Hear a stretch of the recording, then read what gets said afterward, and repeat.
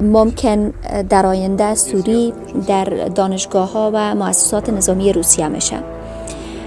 نسل جدید کارشناسان در این کشورها باید بتوانند بر فناوری‌های مدرن تسلط یابد و پایه‌گذار استقلال صنعتی و دفاعی کشورشان باشد.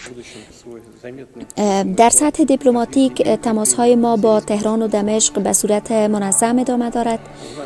وزارت‌های خارجه، دفاع و اقتصاد سه کشور در حال کار بر روی استراتژی مشترک ثبات منطقه‌ای هستند، استراتژی که مانع گسترش جنگ‌های نیابتی، تروریسم و دخالت خارجی شود. روسیه از هیچ گونه همکاری خود با سوریه پشیمان نیست و نخواهد بود. ما به دوستی وفادار هستیم در روزهای دشوار و در روزهای صلح، در میدان سیاست و در میدان بازسازی در کنار دوستانمان خواهیم ماند. ما شاهدیم که امروز برخی کشورها با ایجاد پایگاه‌های نظامی و ارسال تسلیحات به خاورمیانه امنیت منطقه را متزلزل می‌سازند، اما روسیه برعکس به دنبال توازن، ثبات و گفتگوست. ارسال تجهیزات ما به ایران پاسخ است به تهدیدات واقعی و باید گفت نه تحریک علیه کسی. آینده خاورمیانه نه با موشک و تحریم بلکه با همکاری، احترام متقابل و درک متقابل ساخته میشه. روسیه، ایران و سوریه در کنار سایر کشورهای مستقل منطقه آمادن این آینده را بسازن، آینده‌ای که در آن ملت‌ها آزادانه تصمیم می‌گیرند، اقتصادها شکوفا میشن و صلح واقعی برقرار می‌گردد. در روسیه هیچگاه نسبت به سوریه رویکرد مبتنی بر مصلحت سیاسی یا منافع خاص نداشتیم. ما در طول همه این دهه‌ها صرفاً بر اساس منافع مردم سوریه عمل کردیم. میان ملت‌های ما واقعاً پیوندهای عمیقی وجود دارد. کافی است بگویم صدها بلکه هزاران نفر از مردم ما از طریق ازدواج و دوستی با یکدیگر مرتبطند.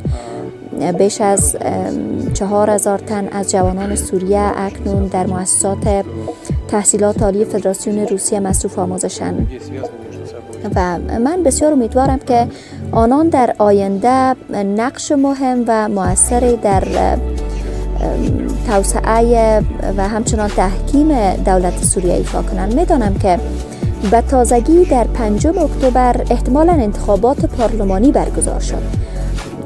من البته این را موفقیت بزرگ شما میدانم، زیرا این روند به انسجام جامعه کمک میکند.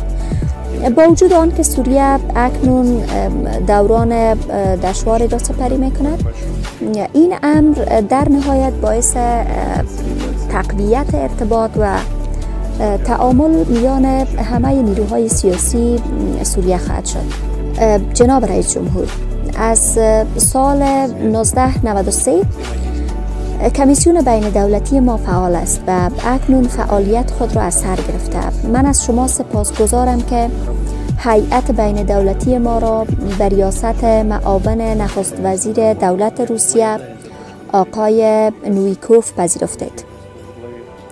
در جریان این دیدار طرح‌های جالب و مفید مطرح شد و ما از جانب خود آماده ایم هر آنچه لازم است برای اجرای آنها انجام دهیم. همان گونه که توافق کردیم تماس‌ها و مشورت‌های منظم میان وزارت‌های امور خارجه دو کشور ادامه یابد. ما بسیار خوشحالیم که شما را در روسیه می‌بینیم و به روسیه بسیار خوش آمدید. و ناگفته نباید گذاشت که امروز ما در مقطعی از تاریخ قرار داریم که واقعیت‌های ژئوپلیتیکی و البته در خاورمیانه با سرعت بی‌سابقه در حال تغییر است. قدرت‌های جهانی، سازمان‌های بین المللی و کشورهای منطقه هر یک در تلاشند تا جایگاه خود را در نظم نوین جهانی تثبیت کنند. در چنین شرایطی روابط میان روسیه، ایران و سوریه نه تنها اهمیت استراتژیک بلکه بعد انسانی و تاریخی ویژه‌ای پیدا کرده. روسیه از نخستین روزهای بحران در سوریه موضع اصولی و شفاف داشت: حفظ تمامیت ارضی سوریه، احترام به حاکمیت آن کشور و مبارزه با تروریسم بین المللی. این اصول برای ما نه شعار سیاسی بلکه اساس سیاست خارجی روسیه در قبال خاورمیانه است. در آن زمان وقتی بسیاری از کشورها با تصمیم‌های شتاب زده و مداخله گرایانه باعث گسترش ویرانی و هرج و مرج در منطقه شدند، روسیه در کنار ملت و دولت سوریه ایستاد. ما با همکاری نزدیک ایران و سایر شرکای منطقه‌ای توانستیم جلوی فروپاشی دولت قانونی سوریه را بگیریم و خطر گسترش تروریسم را از مرزهای خود و از کل منطقه دور کنیم. همکاری سه‌جانبه میان روسیه، ایران و سوریه بر پایه منافع متقابل و احترام متقابل شکل گرفته. ایران نقش بسیار مهمی در پایداری سوریه در برابر فشارهای خارجی و گروه‌های تروریستی ایفا کرد. ما قدردان این نقش هستیم و آن را بخشی از مبارزه مشترک برای برقراری صلح واقعی می‌دانیم، صلحی که بر اساس عدالت و حق حاکمیت کشورها بنا شود، نه بر اساس منافع موقت ائتلاف‌های غربی. امروز پس از سالها مقاومت و جنگ، سوریه در مسیر بازسازی قرار دارد.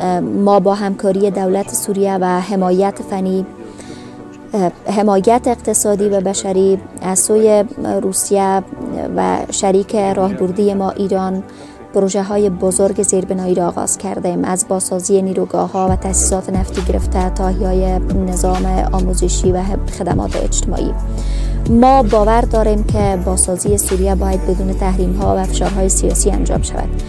تحریم های غیرقانونی امریکا و اتحادیه اروپا علیه دمشق نه تنها غیر انسانی بودند بلکه مانع اصلی در روند بازسازی کشور و بازگشت میلیون ها آواره به خانه هایشان است. روسیه و بسیاری از کشورهای مستقل در سازمان ملل متحد به صراحت این تحریم ها را محکوم کرده، همواره محکوم کرده و ما به تلاش خود برای بازسازی سوریه ادامه خواهیم داد. روابط ما با ایران و سوریه فقط محدود به همکاری نظامی و امنیتی نیست. من بارها این موضوع را تکرار کردم. این روابط بنیان یک معماری جدید همکاری منطقه‌ای را تشکیل می‌دهد. معماری که بر پایه اعتماد، احترام به فرهنگ‌ها و استقلال ملت‌ها استوار است. با جمهوری اسلامی ما در سالهای اخیر همکاری گسترده‌ای در زمینه انرژی، ترانزیت، فناوری و کشاورزی داشتیم. پروژه های مشترک در حوزه های نفت و گاز، راه آهن، بنادر و تولیدات صنعتی در حال اجراست. این همکاری ها نه علیه کشور بلکه به نفع ثبات کل منطقه است. من میخواهم تاکید کنم که روسیه از هر گونه گفتگوی سیاسی میان ایران و کشورهای عربی استقبال میکند، زیرا ما معتقدیم امنیت خلیج فارس تنها زمان پایدار میشه که کشورهای منطقه خود بدون دخالت بیگانگان درباره آیندهشان تصمیم بگیرند. در مورد سوریه ما به اجرای فرایند آستانه که با همکاری روسیه، ایران و ترکیه آغاز شد ادامه می‌دهیم. این روند ثابت کرد که راه حل بحران سوریه تنها از مسیر گفتگو، تفاهم و احترام به اراده ملت سوریه می‌گذرد. ما بر این باوریم که هیچ نیروی خارجی حق ندارد درباره نظام سیاسی یا سرنوشت سوریه تصمیم بگیرد. متاسفانه اخیراً شاهد افزایش تنش در خاورمیانه به ویژه در نوار غزه، لبنان و دریای سرخ هستیم. سیاست‌های تجاوزکارانه اسرائیل و حمایت به قید و شرط برخی قدرت‌ها از این اقدامات خطر گسترش جنگ افزایش داده. روسیه همواره خواستار آتش‌بس فوری، پایان محاصره غزه و آغاز گفتگوهای سیاسی بر پایه قطعنامه‌های شورای امنیت سازمان ملل از گذشته تاکید داشته. ما با ایران و سوریه در این زمینه موضع مشترک داریم. باید برنج مردم البته پایان داد، فرق نمی کند مردم کجا، مهم اینه که مردم رنج نبیند. از هر کشوری باید از خونریزی جلوگیری کرد و باید عدالت جایگزین اشغال و تبعیض شود. امروز جهان به دو مسیر تقسیم شده: مسیر کسانی که به سلطه و فشار باور دارند و مسیر کشورهایی که بر استقلال و چند قطبی بودن جهان تاکید میکنند.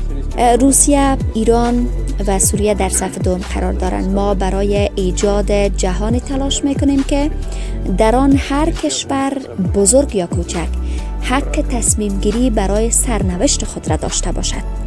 در آینده ما همکاری خود را در زمینه‌های امنیت منطقه‌ای، تبادلات فرهنگی، علمی و توسعه اقتصادی گسترش خواهیم داد. روسیه آماده است سهم بزرگی در بازسازی سوریه و در توسعه زیرساخت‌های منطقه‌ای ایفا کند.